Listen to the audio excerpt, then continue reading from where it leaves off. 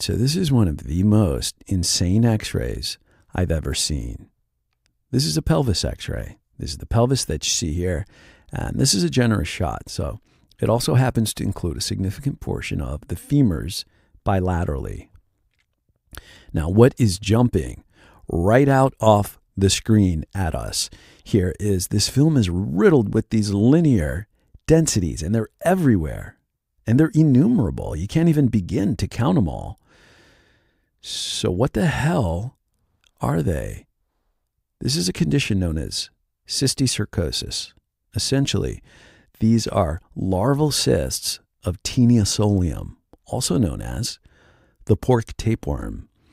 And the life cycle of T. solium is complex, and I'm not going to go into all the details here, but I will just say that the life cycle begins with a human consuming raw or undercooked pig, and then that person becomes infected with the worms in their GI tract and passes the eggs along to another unfortunate human who then consumes them. Now, these cysts can travel anywhere throughout the entire body. In this patient, they've traveled heavily to the musculature and the soft tissues of the hips and the legs.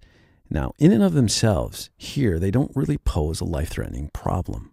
In fact, you'll find this ironic, but this x-ray was only taken because this patient fell and had left hip pain. And if you look closely here, there is an impacted femoral neck fracture here, and it becomes more obvious when you compare it to the contralateral side. So these were all incidental findings. Now, what happens is they lodge here, and over time, they calcify, and that gives them this classic appearance known as rice grain calcification. The problem is when these travel to the brain and lodge there, that can cause very serious issues. That is known as neurocysticercosis. And as you can imagine, that will lead to neurologic symptoms like headaches, confusion, even seizures, and yes, unfortunately, even death. So what's the moral of the story here?